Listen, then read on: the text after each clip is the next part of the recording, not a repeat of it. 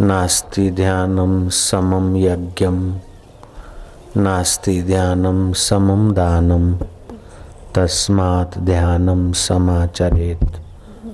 भगवान शंभ सदाशिव ने पार्वती को कहा, ध्यान के समान कोई तीर्थ नहीं, ध्यान के समान कोई यज्ञ नहीं, ध्यान के समान कोई दान नहीं, ध्यान के समान कोई तप तीर्थ नहीं। तपस्ु सर्वेषु एकाग्रता परम तप। एकाग्रता परम तप है। निष्काम कर्म करते करते जब स्वार्थ रहित कर्म करने में रस आने लगता है तो वो एकाग्रता का है। स्वार्थी के मन में विषय वासना भागती है। सतगुरु के सेवक में अपना ध्येय, अपना लक्ष्य होता है, उसलिए उसको बिना कुछ लिए, बिना सुख सुविधा के सेवा में आनंद आता है। शबरी को सेवा से क्या मिला, शबरी से पूछ। गुरु भक्तों को गुरु के देवी कार्य की सेवा से क्या मिलता है, उनसे पूछ। ऐसे भगवत ध्यान भी करे तो निष्काम भाव से करे, भगवत जप करे तो निष्काम भाव से करे, मन एकाग्र होगा। जहाँ जहाँ आनंद आता है वहाँ वहाँ एकाग्रता की झलक होती है। जहाँ जहाँ सुख का भीतर एहसास होता है वहाँ वहाँ एकाग्रता उसमें होती। इन विषय विकारों की एकाग्रता क्षणिक सुख देकर जीवात्मा को खपा देती है। जैसे भोग भोगा तो भोग्य वस्तु का नाश होता है, जिस वस्तु को भोगते हैं उसका नाश होता है और भोक्ता को भी हानि होती है। जो भोग भोगा उस वस्तु का तो नाश हुआ और भोक्ता की भी शक्ति क्षीणता हो जाती। तो संसार भोग भोगने के लिए नहीं है, संसार भगवत भाव जगाने के लिए है। जैसे लकड़ी में आग छुपी है, उसको जागृत करने से अंधेरा और ठंड दूर हो जाती, ऐसे ही भगवत भाव जगाने से अज्ञान और उसके दोष दूर हो जाते। उसमें ध्यान भी बड़ा सहायक है। ऋषि दयानंद कहते थे कि गृहस्थी को हर रोज कम से कम 2 घंटे ध्यान करना ही चाहिए और साधु को 4 घंटे ध्यान करना ही चाहिए। कुछ दिन अगर ध्यान का प्रयोग करो फिर देखो जीवन में आरोग्य कितना उभरता है। स्वास्थ्य लाभ के साथ साथ प्रसन्नता लाभ और ऐहिक लाभ भी होने लगते हैं। शिव जी कहते हैं कि ध्यान के समान कोई तीर्थ नहीं। नास्ति ध्यानम समम तीर्थम, नास्ति ध्यानम समम यज्ञम। यज्ञ में तो जौ तिल और आजकल लकड़ियों का चूरा मिला देते, वो स्वधा स्वा होता है। ध्यान में तो तुम्हारा पाप ताप और विकारी अहम पिघलता है। नास्ति ध्यानम समम दानम, ध्यान के समान कोई दान नहीं। दान में तो तुम्हारी वस्तु या पैसे दान करते हो, धन की शुद्धि होती, लेकिन ध्यान में तो तुम्हारे स्व की शुद्धि होती है। भगवान शिव पार्वती को कहते हैं और भगवान कृष्ण अर्जुन को कहते हैं, तपस्वी भ्यो अधिको योगी, ज्ञानी भ्यो मतो अधिकाहा, कर्मी भ्योश्च अधिको योगी, तस्मात् योगी भव अर्जुन। तपस्वी से भी योगी श्रेष्ठ है, कर्मकांडियों से भी योगी श्रेष्ठ है। नंगे पैर यात्रा करना, 12 साल खड़ेश्वरी होकर तप करना और कुछ कर्म कांड करना और ऐहिक सुख पाने के लिए कर्म कांड में लगे रहना। जो नहीं लगते उन आलसियों से तो कर्म कांड ही अच्छा है, अति स्वार्थियों से तो कर्म कांडी ठीक है, लेकिन योगी के आगे कर्म कांडी भी बच्चा हो जाता, नन्हा हो जाता। कर्मी भ्योश्च अधिको योगी, कर्मियों से भी वो योगी अधिक है। तस्मात् योगी भवा अर्जुना, अर्जुन उसलिए तो योगी हो। कैसा योगी? योगी नाम अपि सर्वेषाम, सब योगियों में मदगतिन अंतरात्मना, अंतर आत्मा से मदगत हो जा। जब अंदर का सुख मिलेगा तो बाहर के भोग नष्ट नहीं होंगे और अपना हरास नहीं होगा।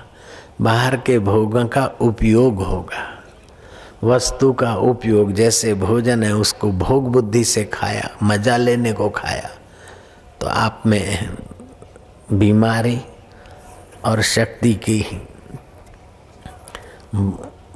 भोग की रुचि का अभाव, शक्तिहीनता, जड़ता आ जाएगी।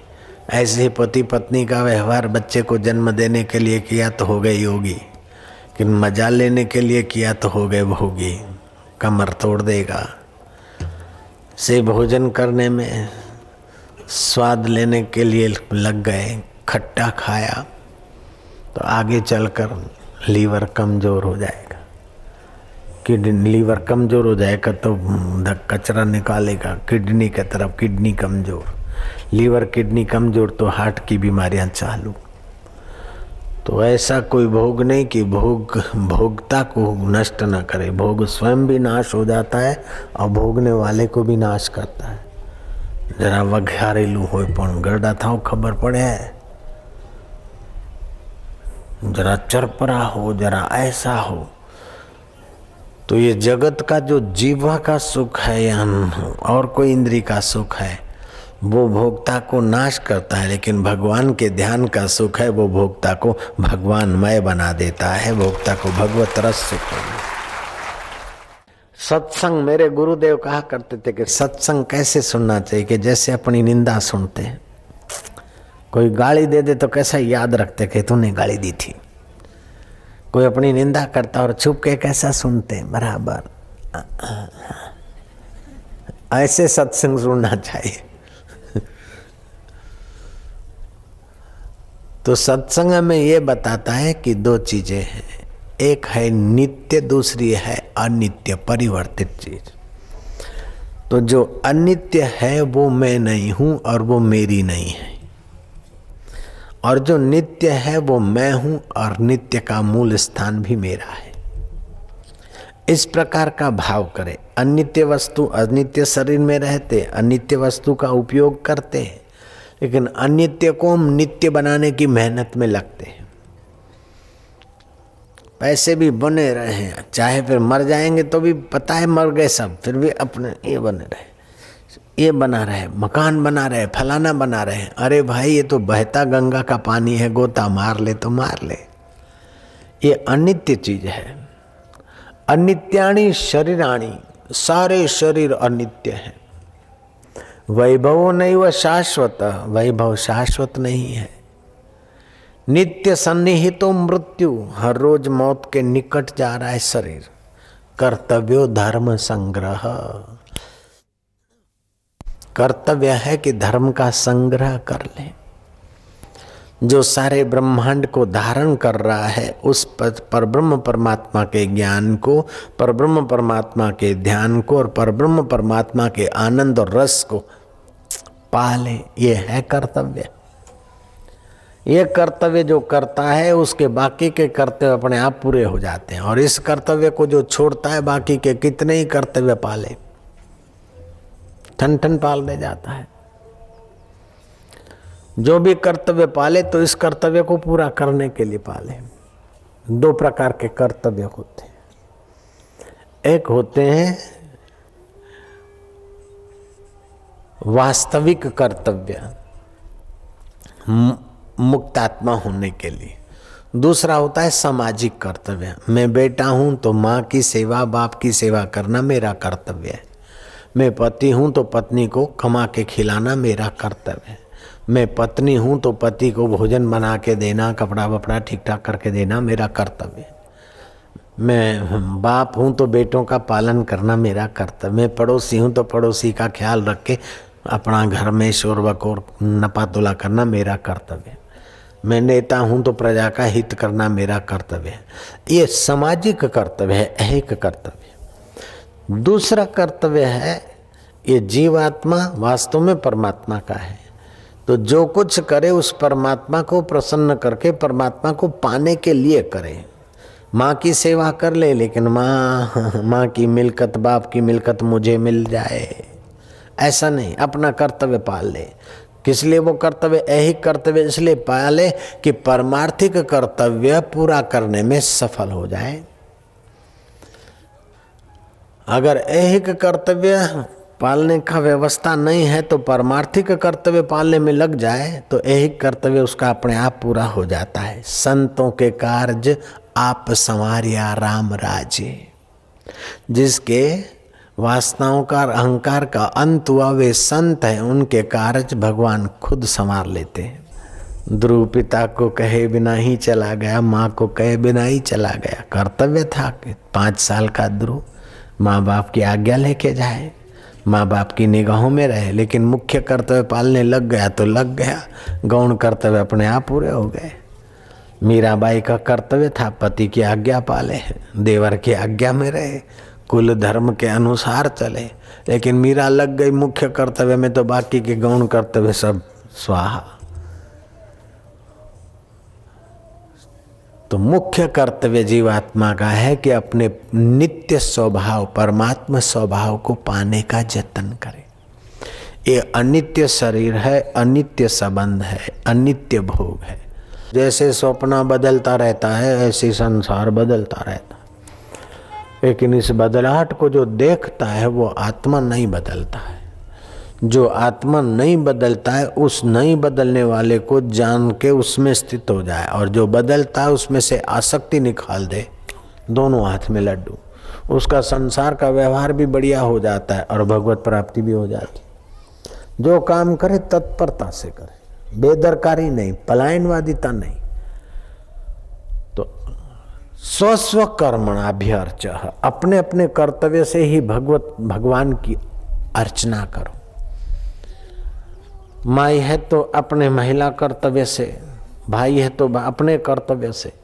अपना कर्तव्य कर्म करते उसकी फल की आकांक्षा न रखे और तत्परता से करे, बुद्धि खुलेगी, हृदय खुश होगा, और जिनके यहाँ काम करेगा उनका भी कृपा मिलेगी। जब उनकी मिलेगी तो उनके हृदय में बैठे हुए परमात्मा की मिल जाती।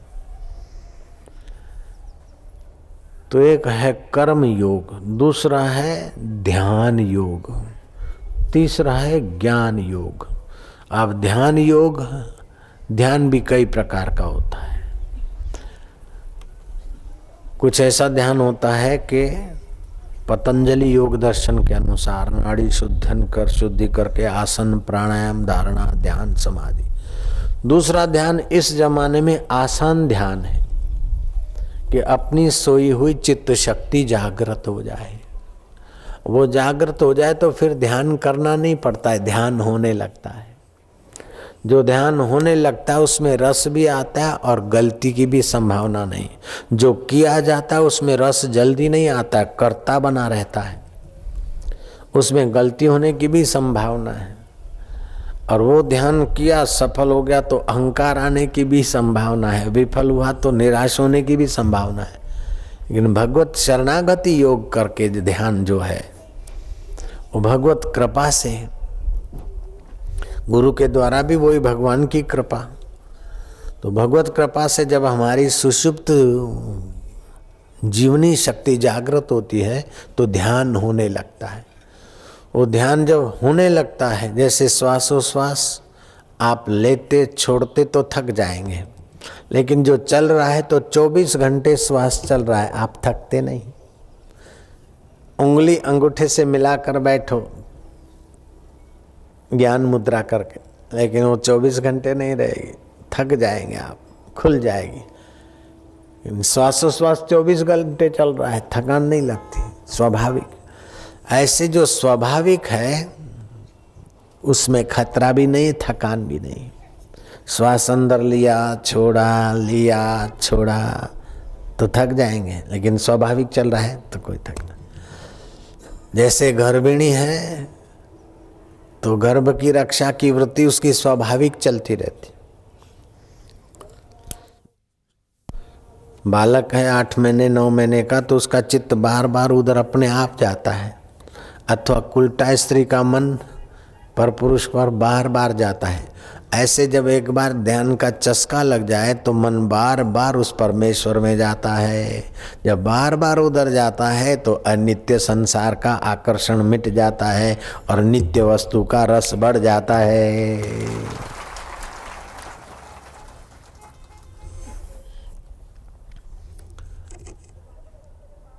तो वो जो चित्त शक्ति है अपने तरफ से जगाई जाए वो भी ठीक है, अथवा कोई महापुरुष की कृपा मिले और कीर्तन कराते कराते ध्यान कराते कराते, जैसे श्री कृष्ण ने बंसी बजाई।